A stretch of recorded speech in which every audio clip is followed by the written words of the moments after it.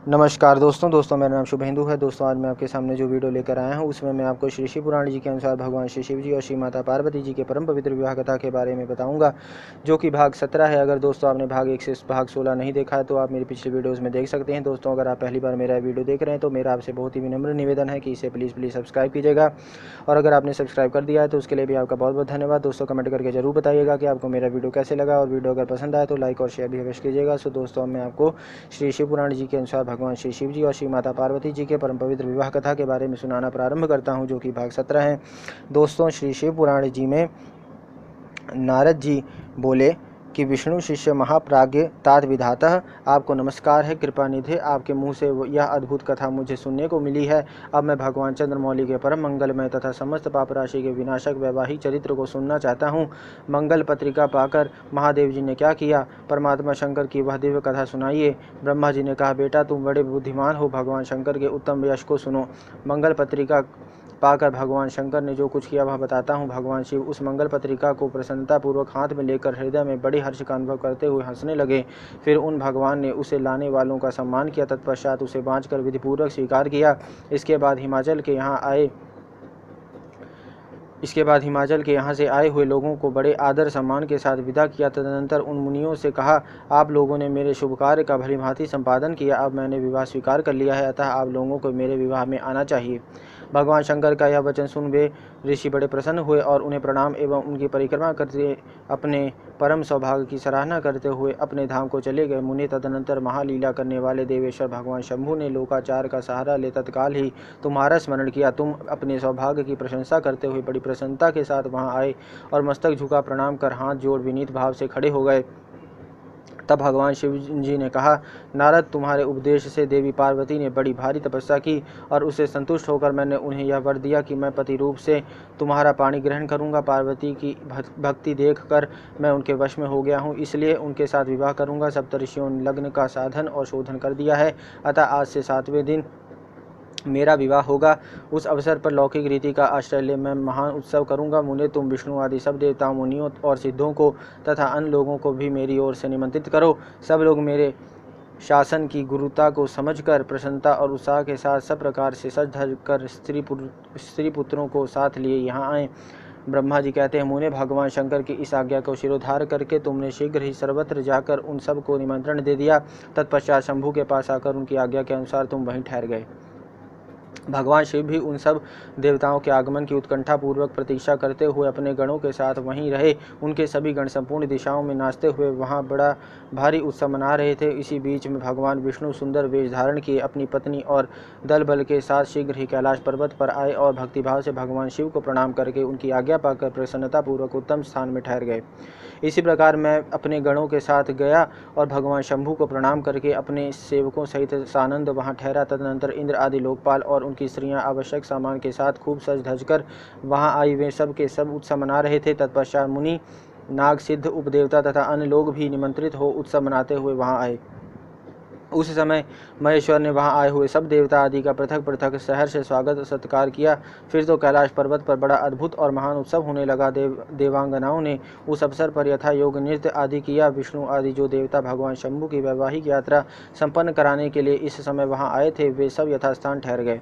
भगवान शिव की आज्ञा पाकर सब लोग उनके प्रत्येक कार्य को अपना ही कार्य समझकर नियंत्रित रूप से करने लगे और इसे शिव की सेवा मानने लगे। उस समय 7 मातृकाएं वहाँ बड़ी प्रसन्नता के साथ शिव को यथा योग आभूषण पहनाने लगीं। मुनि श्रेष्ठ परमेश्वर भगवान शिव का जो स्वाभाविक वेश था वही उनकी इच्छा से उनके लिए आभूषण की सामग्री बन गया। उस समय चंद्रमा स्वयं उनके मुकुट के स्थान पर जा विराजे। उनका जो सुंदर ललाटवर्ती तीसरा नेत्र था वही शुभ तिलक बन गया। मुने कानों के आभूषणों के रूप में जो 2 सर्प बताए गए हैं वे नाना प्रकार के रत्नों से युक्त 2 कुंडल बन गए। अन्यान्य अंगों में स्थित सर्प उन अंगों के अति रमणीय नाना रत्नमय आभूषण हो गए। उनके शरीर में जो भस्म लगा हुआ था वही चंदन आदि का अंगराग बन गया और उनके जो गजचर्म आदि परिधान थे वे सुंदर दिव्य दुकूल बन गए। इस प्रकार उनका रूप इतना सुंदर हो गया कि उसका वर्णन करना कठिन है। वे साक्षात ईश्वर तो थे ही, उन्होंने पूरा ऐश्वर्य प्राप्त कर लिया। तदनंतर समस्त देवता, यक्ष, दानव, नाग, पक्षी, अप्सरा और महर्षिगण मिलकर भगवान शिव के समीप गए और महान उत्सव मनाते हुए प्रसन्नतापूर्वक उनसे बोले, महादेव महेश्वर, अब आप महादेवी गिरिजा को ब्याह लाने के लिए हम लोगों के साथ चलिए हम पर कृपा कीजिए। तत्पश्चात विज्ञान से प्रसन्न हृदय वाले भगवान विष्णु ने भगवान शंकर को भक्तिभाव से प्रणाम करके उपर्युक्त प्रस्ताव के अनुरूप ही बात कही। तब भगवान विष्णु बोले, शरणागत वत्सल देवदेव महादेव प्रभो, आप अपने भक्त जनों का कार्य सिद्ध करने वाले हैं, अतः मेरा एक निवेदन सुनिए। कल्याणकारी शंभो, आप गृह सूत्रोक्त विधि के अनुसार गिरिराज कुमारी पार्वती देवी के साथ अपने विवाह का कार्य कराइए। हर आपके द्वारा विवाह की विधि का संपादन होने पर वही लोक में सर्वत्र विख्यात हो जाएगी। अतः नाथ, आप कुल धर्म के अनुसार प्रेम पूर्वक मंडप स्थापन और नांदी मुख श्राद्ध कराइए तथा लोक में अपने यश का विस्तार कीजिए।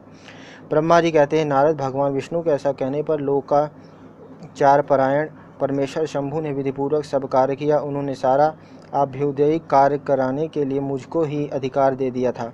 अतः वहाँ मुनियों को साथ ले मैंने आदर और प्रसन्नता के साथ वह सब कार्य संपन्न किया। महामुनि उस समय कश्यप, अत्रि, वशिष्ठ, गौतम, भागुरी, गुरु, कण्व, बृहस्पति, शक्ति, जमदग्नि, पराशर, मार्कंडेय, शिलापाक, अरुणपाल, आकृतिश्रम, अगस्त्य, च्यवन, गर्ग, शिलाद, दधीचि, उपमन्यु, भरद्वाज, अकृतवर्ण, पिप्लाद, कुशिक, कौत्स तथा शिष्यों सहित व्यास, ये और दूसरे बहुत से ऋषि जो भगवान शिव के समीप आए थे, मेरी प्रेरणा से विधिपूर्वक वहाँ अभ्युदयिक कर्म कराने लगे। वे सब के सब वेदों के पारंगत विद्वान थे। अतः वेदोक्त विधि से वैवाहिक मंगलाचार करके ऋग्वेद, यजुर्वेद और सामवेद के विविध उत्तम सूक्तों द्वारा महेश्वर की रक्षा करने लगे।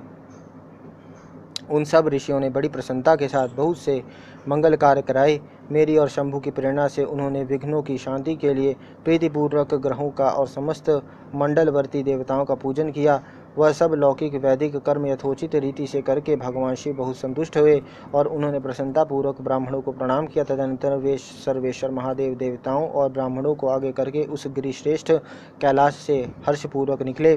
कैलाश से बाहर जाकर देवताओं और ब्राह्मणों के साथ भगवान शंभु, जो नाना प्रकार की लीलाएं करने वाले हैं, सानंद खड़े हो गए। उस समय वहाँ महेश्वर के संतोष के लिए देवता आदि ने मिलकर बहुत बड़ा उत्सव मनाया। बाजे बजे और गान और नृत्य हुए। तो दोस्तों, इस प्रकार मैंने आपको श्री शिव पुराण जी के अनुसार भगवान श्री शिव जी और श्री माता पार्वती जी के परम पवित्र विवाह कथा के बारे में सुनाया, जो भाग 17 था। इसका अगला भाग मैं आपको अपनी अगली वीडियो में बताऊंगा। सो तब तक के लिए मुझे इजाज़त दीजिए दोस्तों। नमस्कार। जय गुरुदेव।